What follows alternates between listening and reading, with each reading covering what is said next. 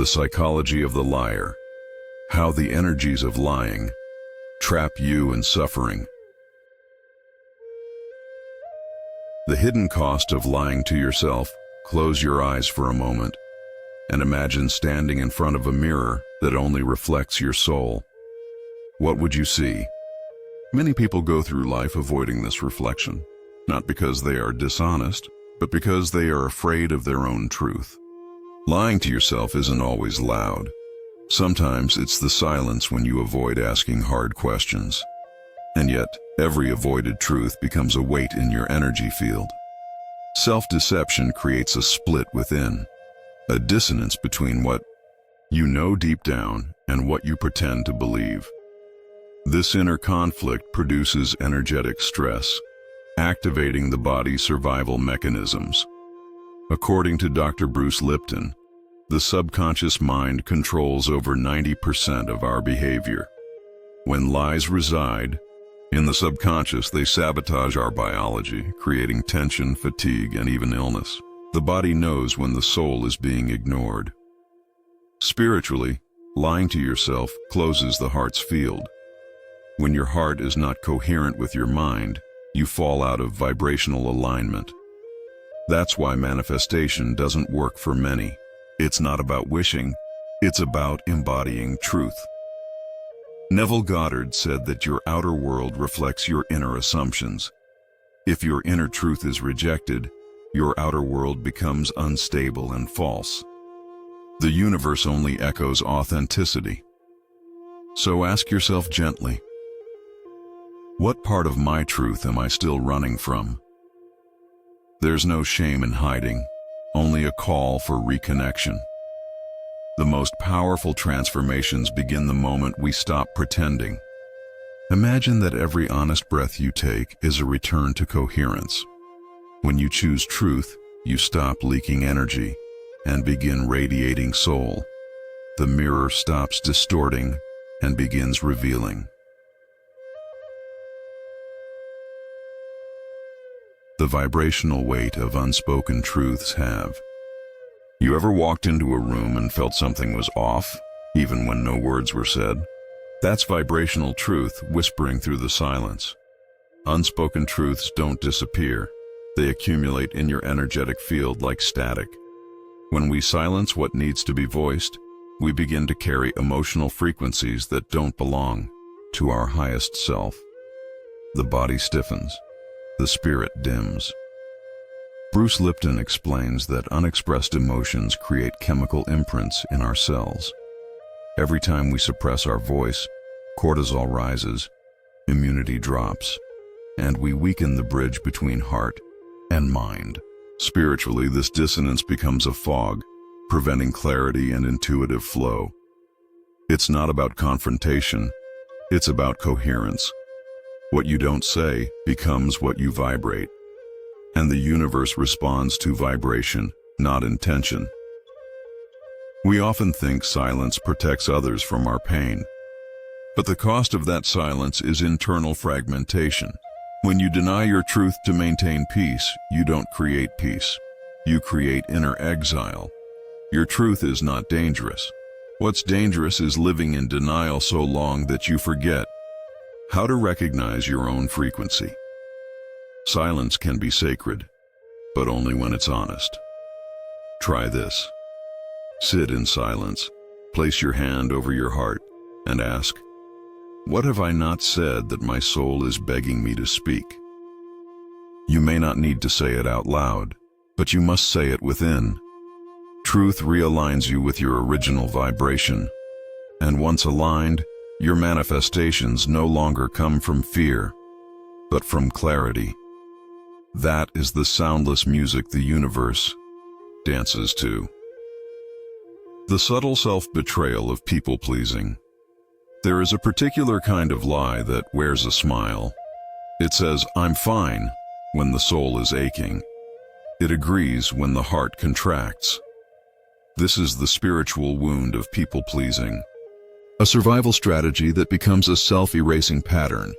You don't lie to harm, you lie to belong. But over time, the cost is losing your sense of self. Neuroscience shows that chronic people-pleasing activates the brain's threat center, the amygdala, keeping you in hypervigilance.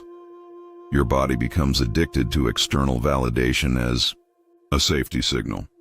Dr. Joe Dispenza teaches that you can't create a new future from a survival state.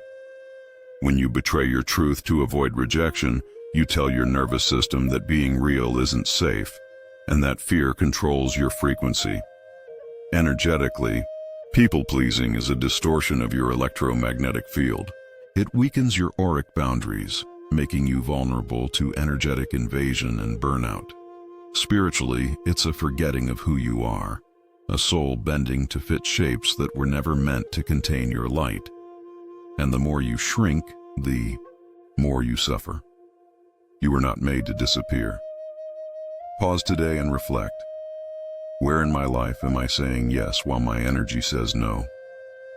This question isn't a judgment, it's a key. You don't need to become loud to be real. Just present, just honest. When your truth returns, so does your power.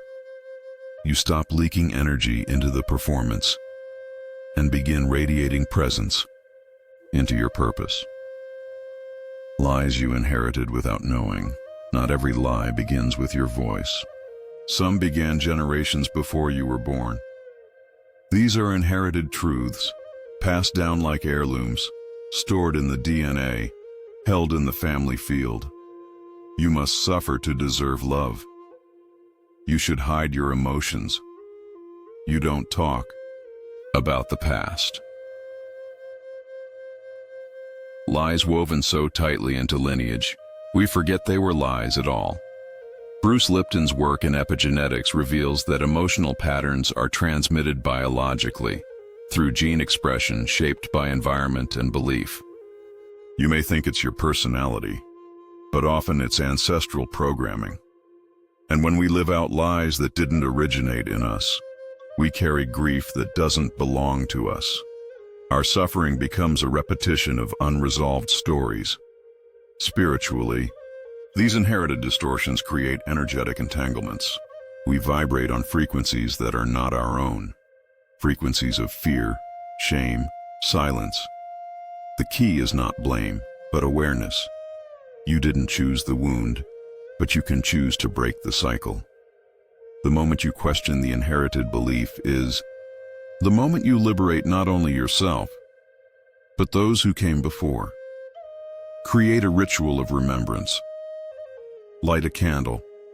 Write down every belief you inherited about love, truth, money, or suffering. Then ask, is this mine, or was it given to me? Let your body answer, not your mind. Truth lives in the body. And when you return those lies to the past, your energy becomes clean.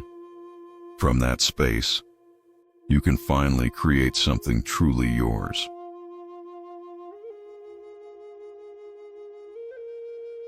Why the body feels. When the soul hides, have you noticed that your body aches more when your truth is buried deeper? A tight chest, a constant fatigue, a digestion that refuses to flow.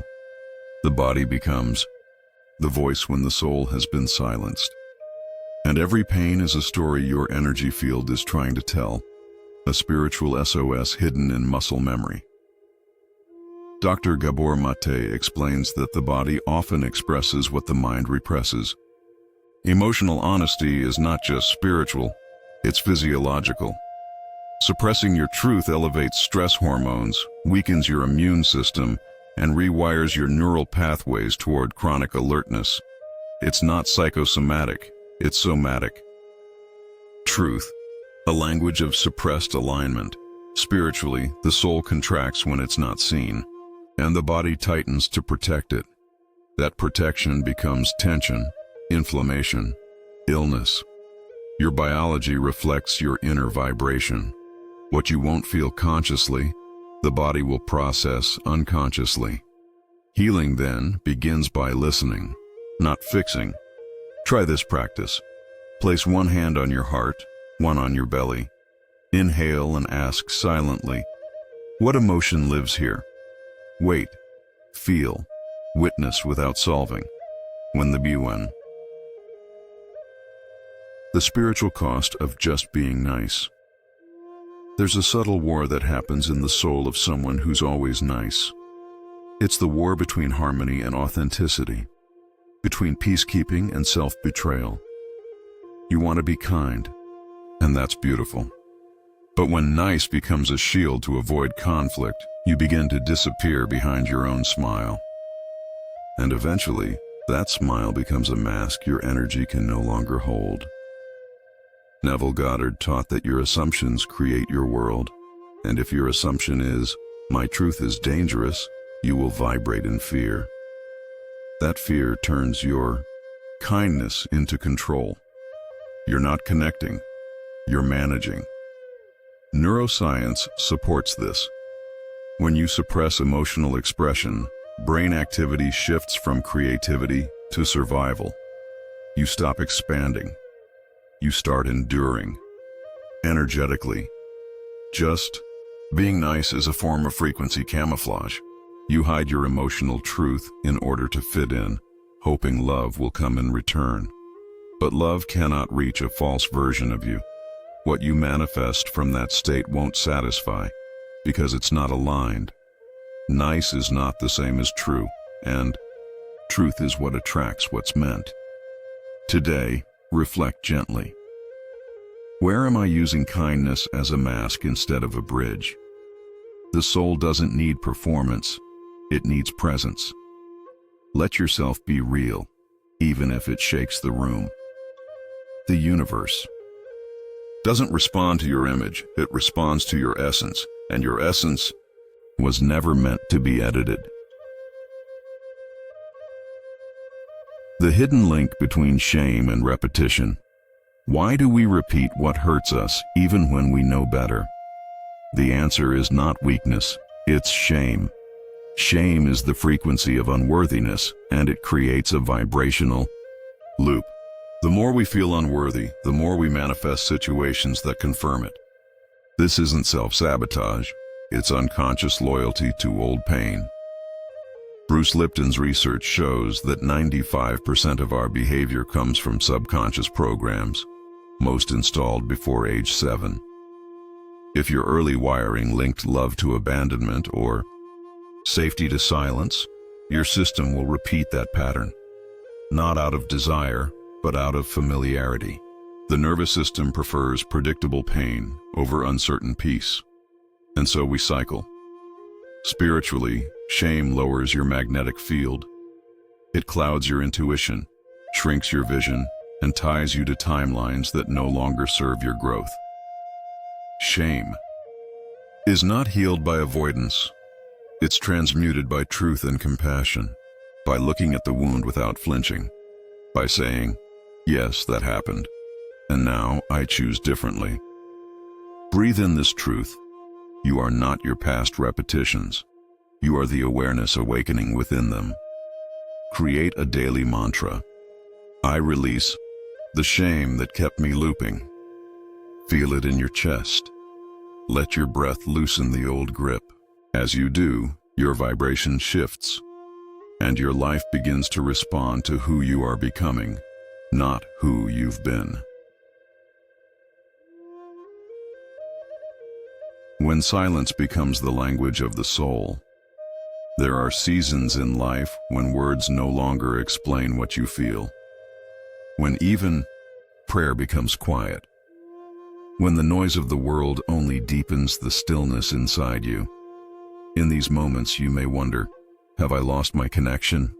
Or am I finally hearing it differently? Silence is not absence. It's the soul-changing frequency. Greg Braden reminds us that the space between heartbeats holds intelligence, a stillness that speaks. Neuroscience calls this the default mode network, the brain's state of deep inner reflection. Silence. Old thoughts dissolve and new awareness surfaces. But modern life fears the void. We run from silence, not realizing it's where the soul recalibrates. Spiritually, silence is a womb. It's where intentions gestate before becoming reality. When you stop narrating your pain, you start embodying your truth. Silence breaks the addiction to external answers. It opens a space where intuition can whisper, "You're safe now. You can let go." And in that letting go, you rise. Try this. Each morning, sit in complete silence for 3 minutes. Place no pressure on the mind. Let your breath be the only anchor. In that stillness, feel your presence stretching beyond your skin. This is not emptiness. This is listening. And sometimes, what your soul needs most is for you to finally stop speaking and start hearing.